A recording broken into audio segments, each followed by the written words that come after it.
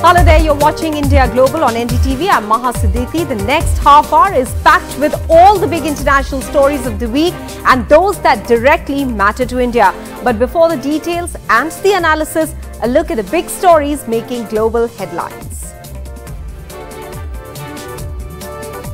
Former US President Donald Trump faces a second indictment, this time over alleged mishandling of classified documents. But the 2024 presidential aspirant brazens it out, says he's the target of a witch hunt. Senior American officials make their way to New Delhi ahead of Prime Minister Modi's first state visit to the US. NSA Jake Sullivan in India next week after Defense Secretary Lloyd Austin prepares the ground for a possible joint production of GE jet engines with HAL. Agreement likely to be announced on 22nd June after a clearance from the US Congress. 700 Indians face an uncertain future in Canada after being duped by agents in Punjab, sit on a protest as they face deportation over allegations of having studied on fake offer letters from universities. India takes up the matter with Canada.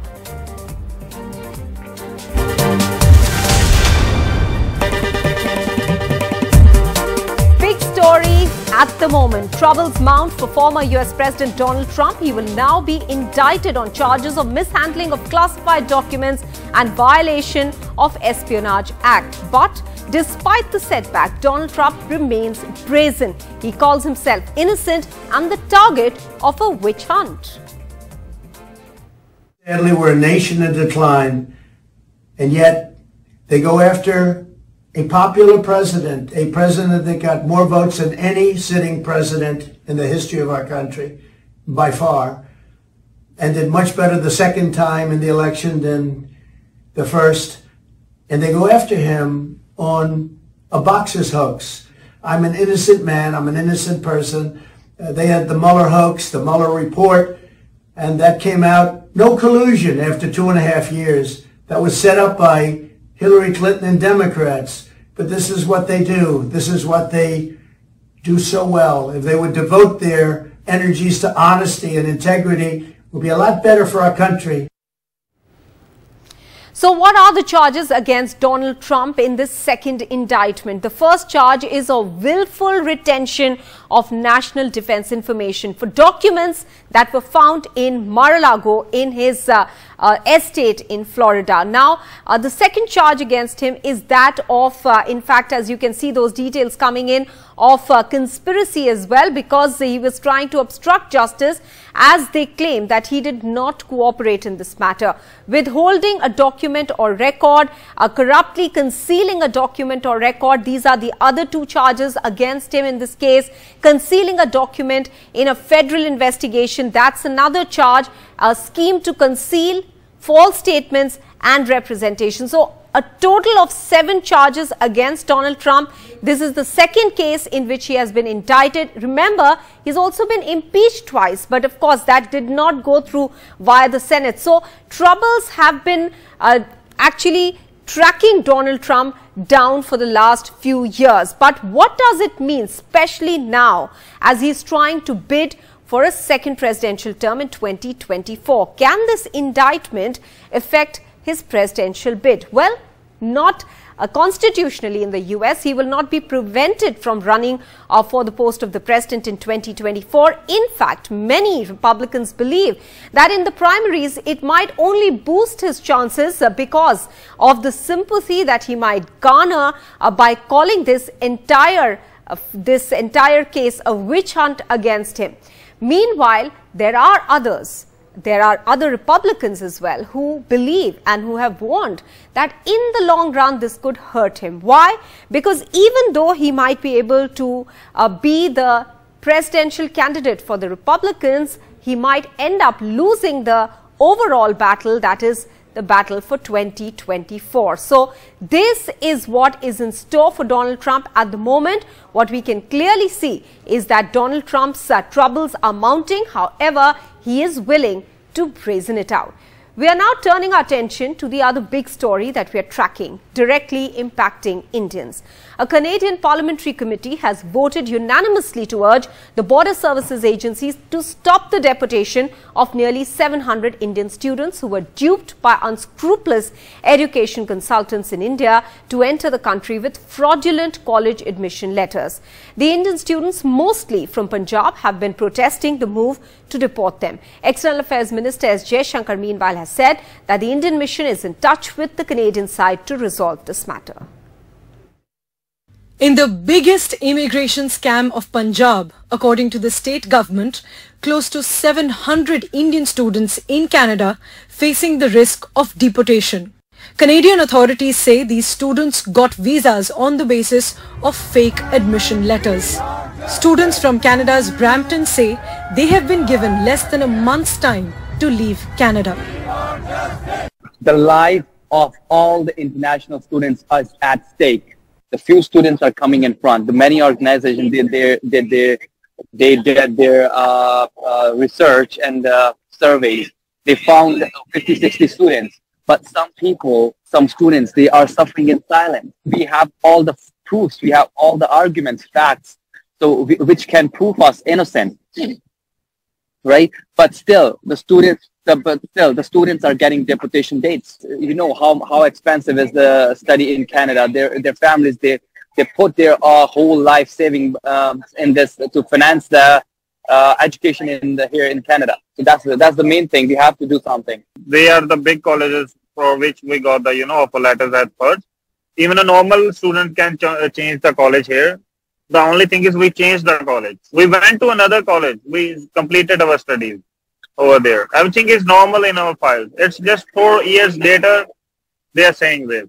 The Indian External Affairs Minister assured help in coordination with the Canadian Prime Minister, while it's still not clear how many alleged fraud cases are genuine.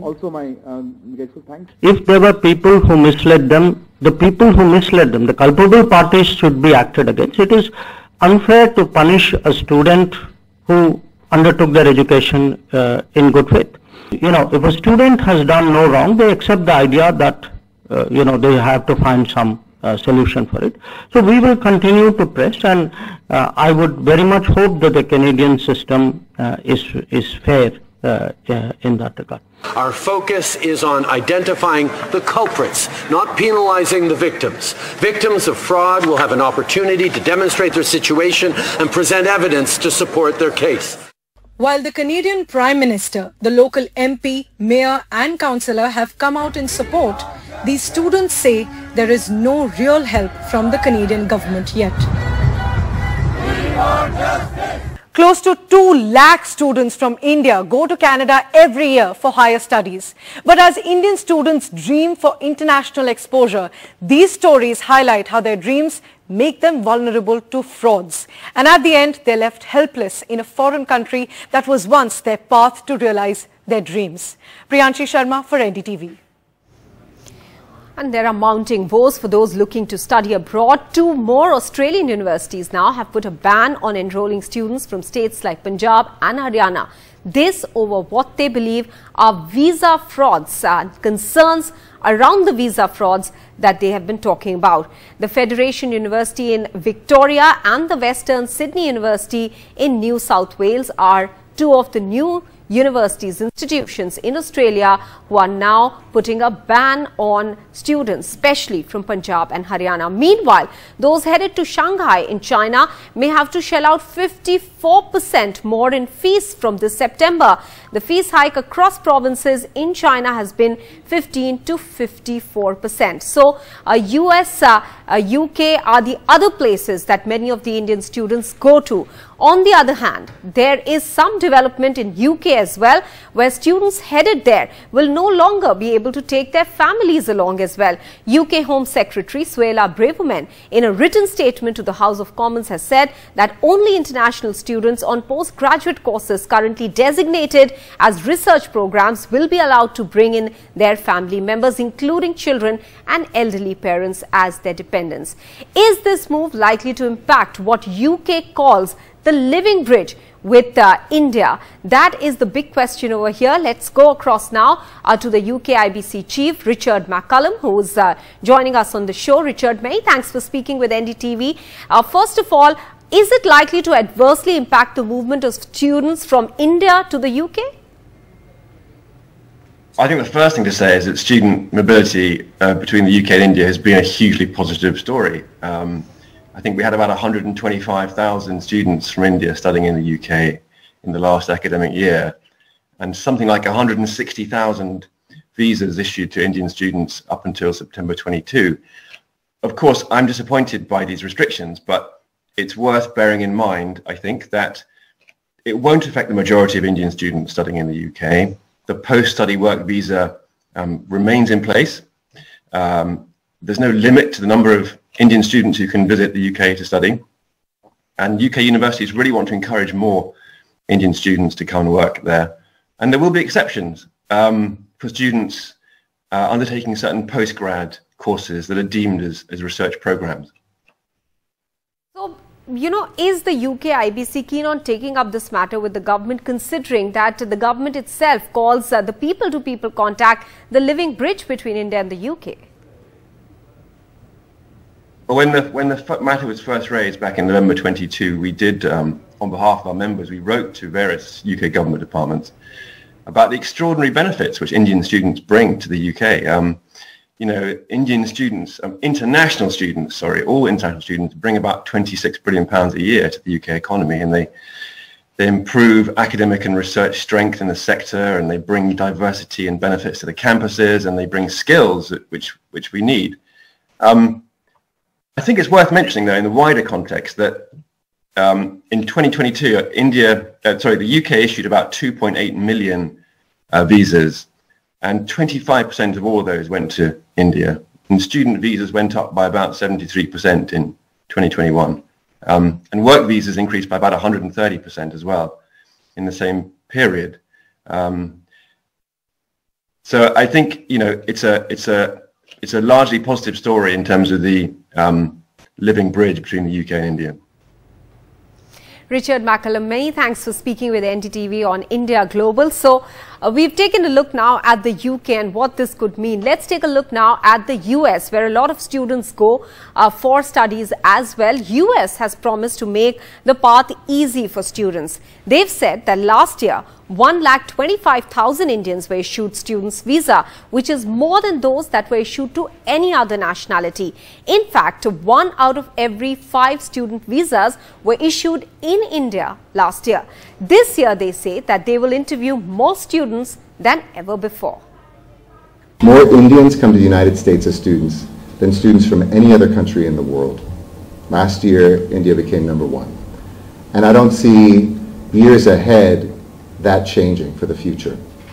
I see that relationship at the very top of how we articulate our values of welcoming not just Americans to higher education to pursue their dreams, but opening up that door to people from around the world, and specifically here in India, where the Indian dream mirrors the American dream.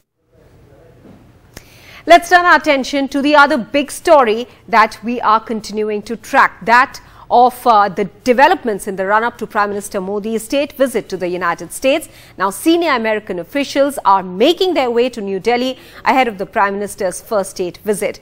NSA Jake Sullivan will be in India next week after Defense Secretary Lloyd Austin prepares the ground for a possible joint production of GE jet engines with HAL.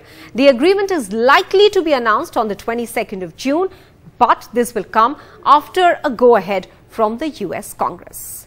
Now, though the stress is before Prime Minister Modi's state visit to the US, top American officials are visiting India to lock the final agenda of talks between President Biden and Prime Minister Modi. US NSA Jake Sullivan is travelling to India next week, but before that, Defense Secretary Lloyd Austin met his counterpart Rajnath Singh in Delhi. And all eyes are now on whether the two have been able to settle the big deal expected to be announced on 22nd June. The General Electric's Hindustan Aeronautics Limited agreement for joint production of their jet engines.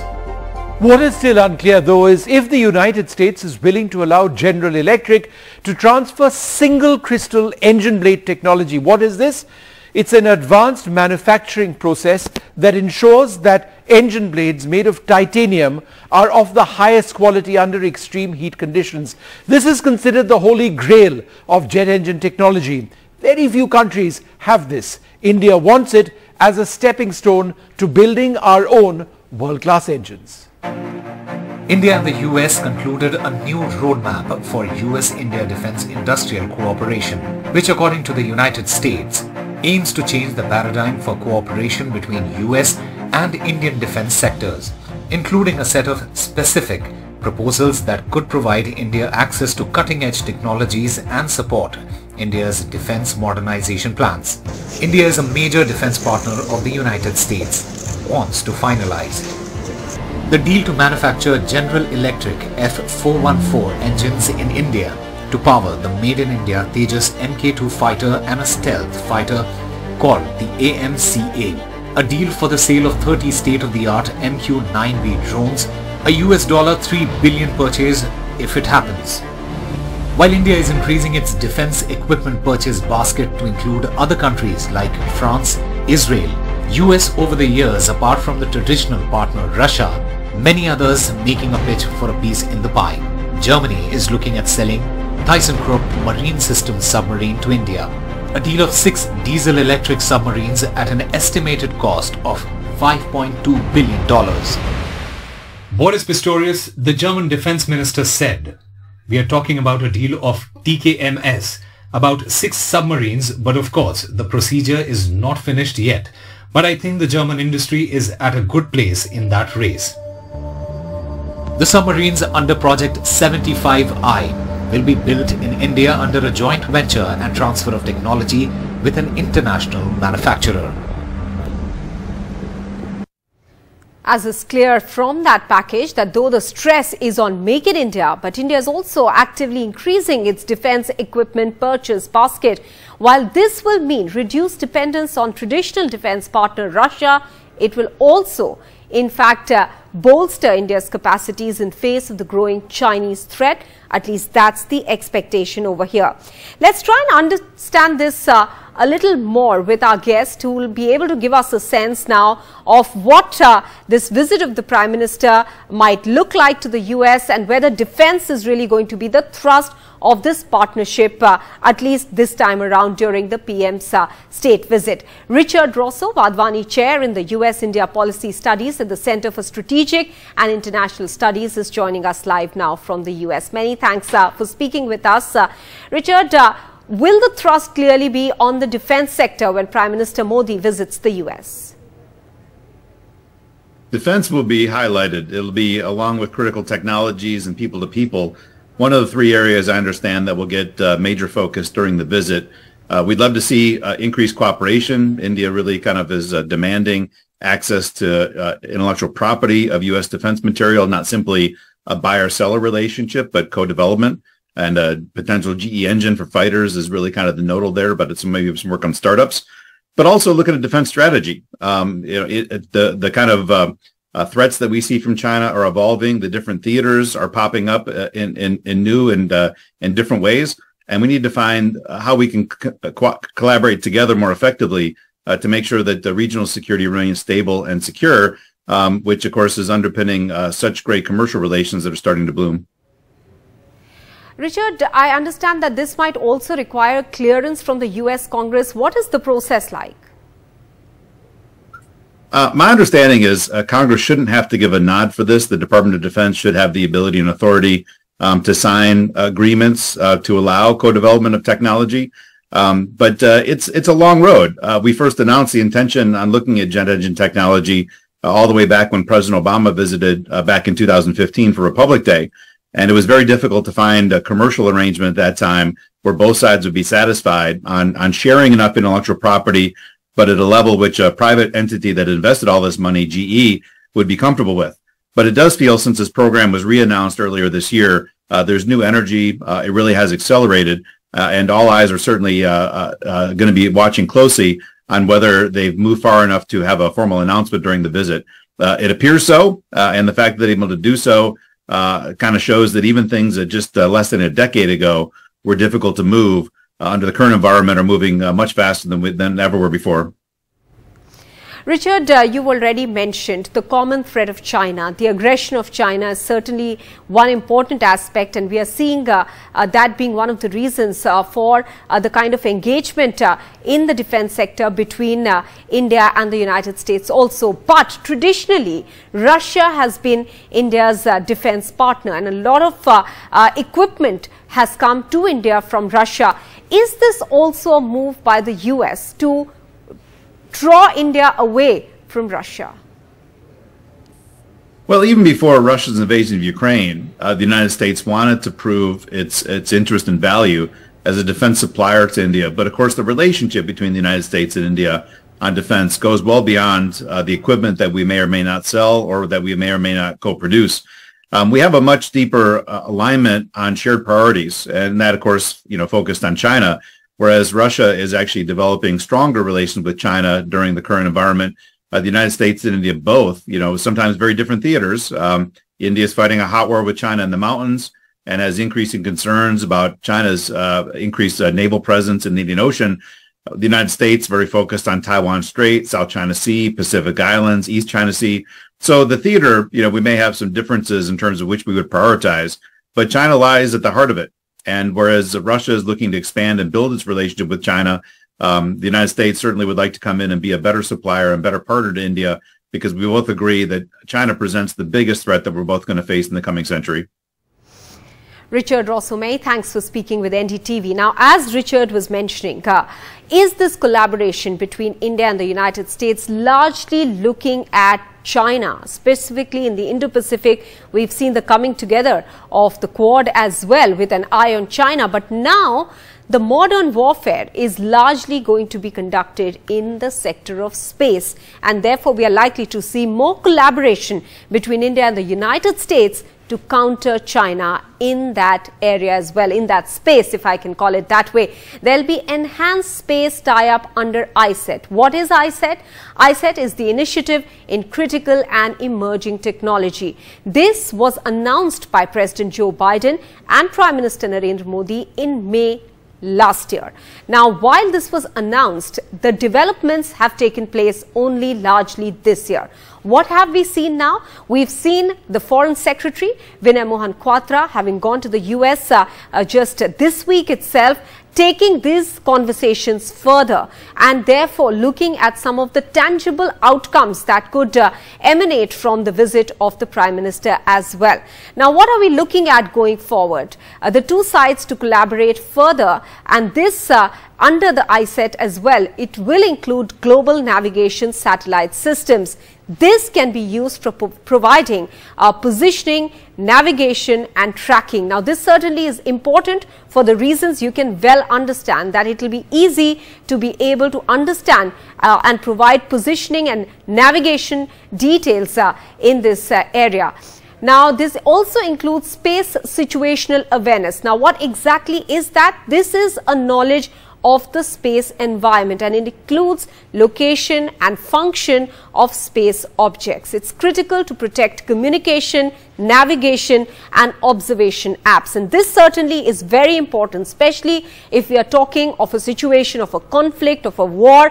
Then now, if communication lines can be broken, then wars can be lost, and therefore this is very critical to this entire modern warfare, where one can launch a warfare, in fact, without even moving their armies. This can be done in the cyberspace too.